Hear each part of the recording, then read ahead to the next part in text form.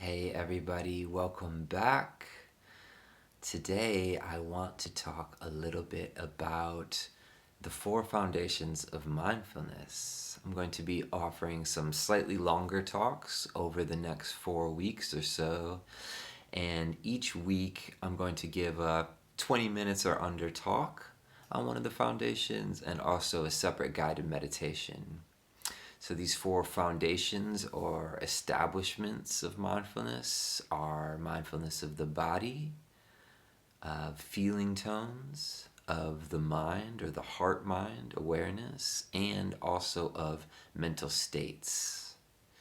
And this is all makes a cohesive part of a full meditation practice, paying attention to all aspects of our experience. So today I'm going to start with one of my personal favorites, which is mindfulness of the body. This is something that has been a very, very central part to meditation for me over the last 5 years. When I initially came to meditation, I was in a very, very disembodied state, very caught up in just mental patterns, basically, relating to myself only through my thoughts and my thoughts about who I was. And so much of the reward of this practice has come to me through actually just really gifting myself the opportunity to continually just sit still and be aware of this body that I'm in. So there's three aspects to this that I want to talk about today. Stabilizing the mind. Mindfulness of the body can provide some support, unification of the mind, the heart, the body. And in this process, we can begin to see into the actual nature of the body, that this body that we are in is directly tied to the natural world around us. Like everything else around us, it's moving and shifting and changing. And through cultivating this embodied awareness, it can also be a practice that we take off the cushion, not just sitting still, but something we actually use in our everyday lives. So I'll start with talking about stabilizing the mind. And this is part of what mindfulness of the body has to offer. And the instructions start with the idea of finding seclusion, at the trunk of a tree. And for those of us that are not sitting around the trunk of a tree all the time, this is in our own homes, right? Either on a cushion or a chair. But we can also find a mental seclusion, just saying, I'm setting down my to-dos for right now, and I'm actually making a very intentional effort to just be present and to be in this body, to experience it.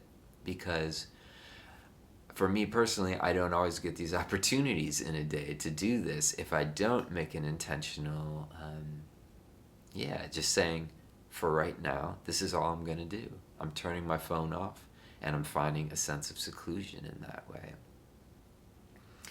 And the instructions suggest, finding an upright posture, and this is something we can even explore right now. Posture in general has a huge impact on the mind. Having the shoulders back, having the chest and the heart open a little bit can cause us to actually be more confident in ourselves, right? Be more confident, be more open, be more receptive and present for others.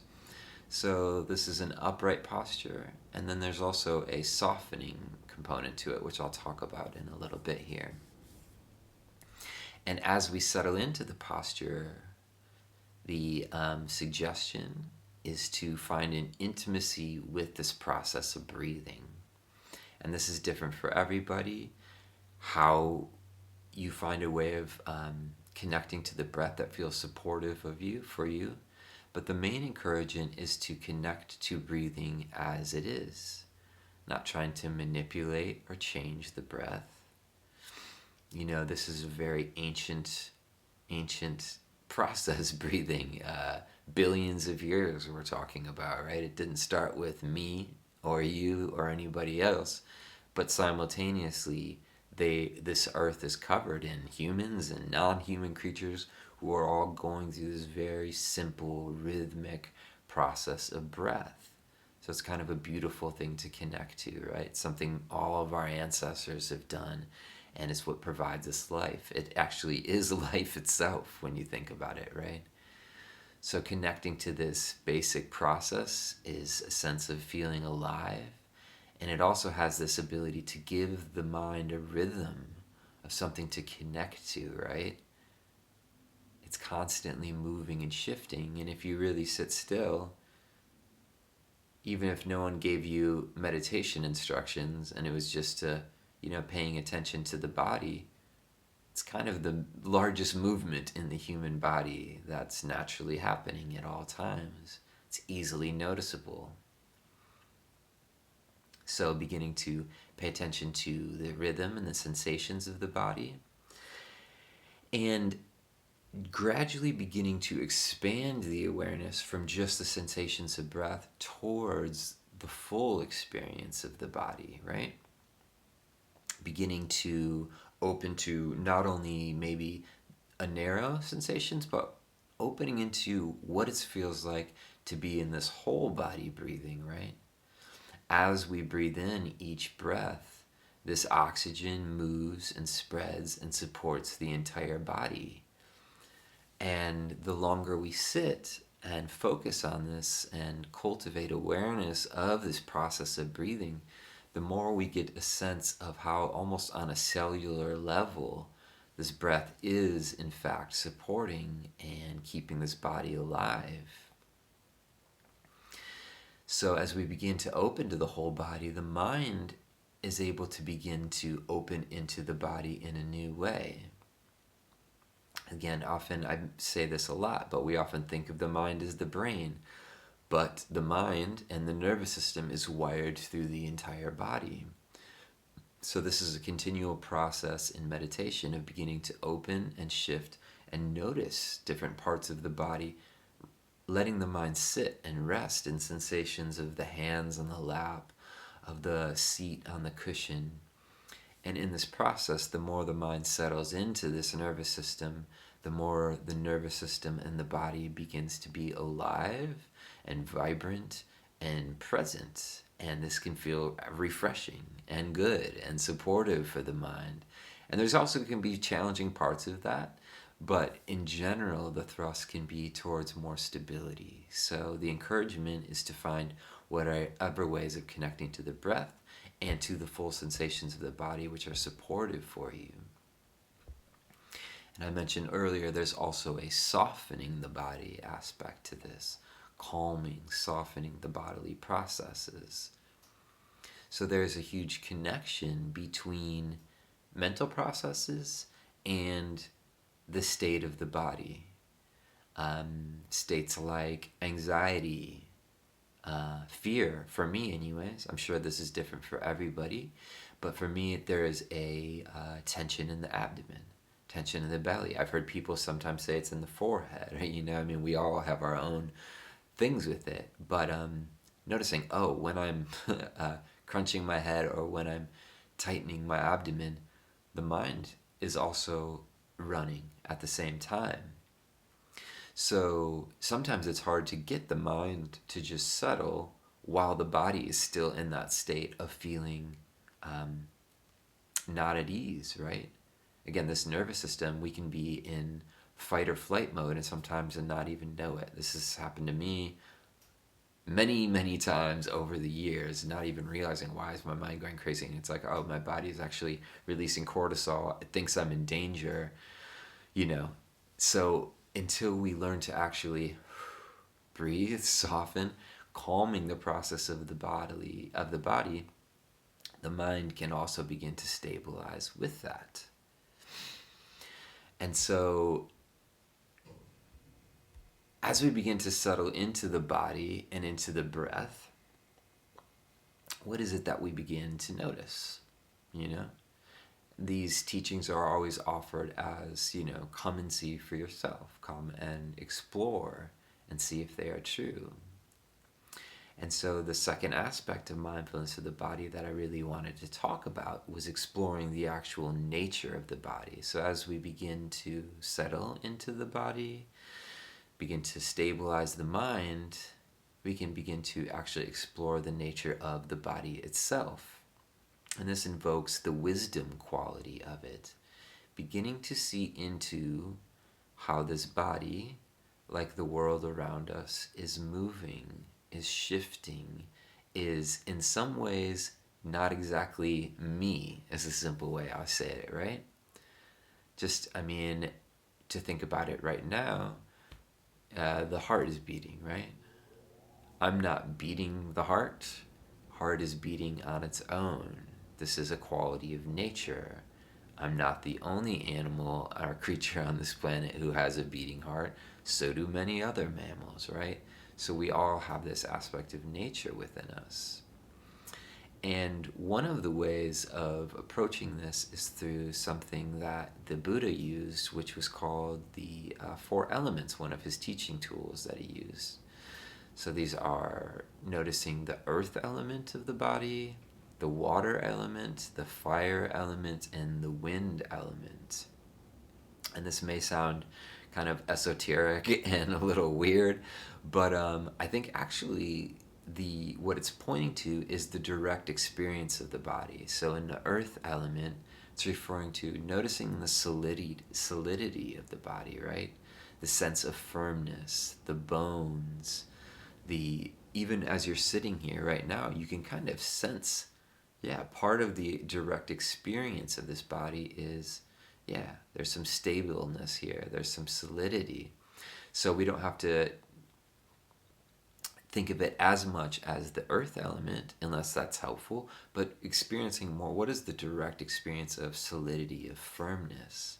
Water element, where's the cohesion here in the body, right? The fluidity and cohesion. Fire element, it refers to this experience of temperature, heat, coolness. And the wind element, like the breath, and which moves into the lungs and moves through this whole body. So all of these qualities together comprise different aspects of our direct experience of the body. And so, like I said, so much of this is happening on its own, right? I was talking about the water element, for instance, right? The sense of cohesion of the body. We're not, completely dissipating into the world around us. There's a sense of fluidity holding it together. A great example of this is if you cut your hand and blood begins to release, we can bandage it up. And what happens over time? The body, all on its own, seals itself up, right? Again, this is nature at work. Water element stays inside, is able to continue its process of blood flow and keeping us alive. Another example I'm thinking of is temperature. I was doing long runs for a while, come home, be quite warm sometimes, and would take a cool shower afterwards. And it was so interesting to get into the shower and feel the body start to regulate its temperature all on its own, right? Feel the goosebumps on the skin. I would get prickly sensations on the skin. And it was so interesting to realize that this is a regulatory system of the body, regulating temperature all on its own, right? So beginning to notice, we can do in meditation, just noticing some of the easiest ones to connect to for me often are like the earth element, the solidity, and also the wind element through the breath, just noticing the sensations of movement coming into the body and spreading through the body. And in this, we can begin to see this body as not a static entity, but actually as a process that's continually moving and changing. One way of looking at this is that it's inconstant, right? Continually shifting, and it's interconnected to the world around us. We depend on air to breathe, right? We depend on this wind element, movement coming in and out of the lungs, and food, right? This earth element. any food at some point or another has come from the earth in one way or another, right? So this is what's nourishing and supporting us, water element. So we begin to see at what point does the water turn from outside water to me, right? Same thing with food, constantly moving, changing. This body is interdependent. And this is a reason for, this is good news, I think, as opposed to seeing the body through conceptions of what it is, who I might be. I can instead shift towards seeing actually there's something much deeper in this body which is beyond my ideas of what it is. It is nature itself, right? This is something every human being is steeped in. And just a brief reflection, just thinking about the last time maybe you were in nature, and what is the experience for you when you're in nature? For me, so often when I take the time to go for a short hike or something, I find that my mind slows down.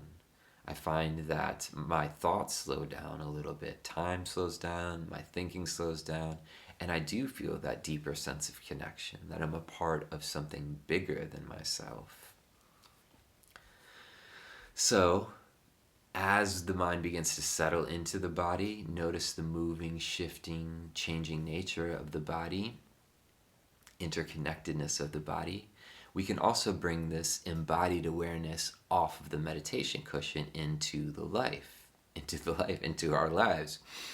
So, this sounds very simple because of the things I'm going to talk about. It's like walking, being aware that you're walking, sitting, being aware that you're sitting, standing, chopping, knowing you're chopping vegetables, driving the car, simply being there for it. But it's a lot harder than it sounds. So this is taking the practice off the cushion into daily activities.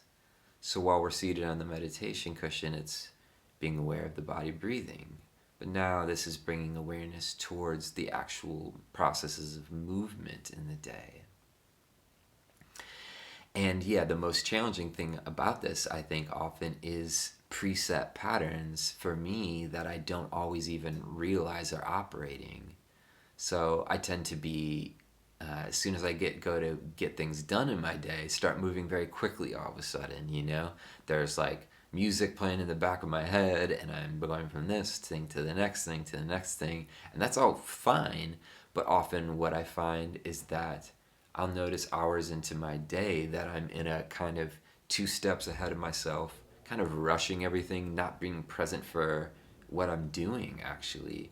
And I find that at those times when I'm able to just take a breath, come back to what I'm doing, I don't necessarily have to completely slow down, but actually be more present for what I'm doing. I can have a greater sense of focus. I can be more connected to the conversation I'm trying to have with somebody else. So this embodied awareness helps support the mind through these movements of the day if we can stay with them.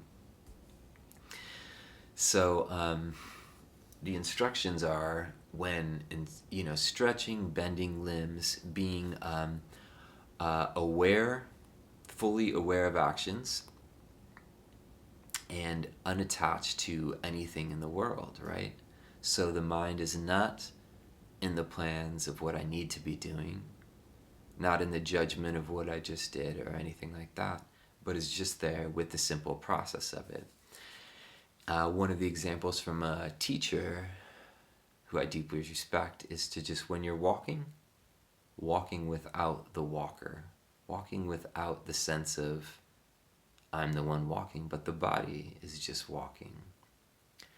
And so any of these processes of moving off of the cushion and taking this practice into daily life can just be an extension of what's happening on the meditation cushion. Ultimately, that's what this practice is for actually being more embodied and present in daily life. And over time, through stabilizing the mind in the seated meditation practice, through beginning to see into the actual nature, the moving and shifting and changing experience of the body, and also bringing it off the cushion and into daily life, over time, this reference points of being embodied starts to become more of the default mode than being caught up in the ideas, the thoughts about who I am. And that's a huge shift. And even if it's not, measured in a quantitative way, it can start to feel more at home to actually just be in that embodied state. And this can lead to a greater and greater sense of freedom in life.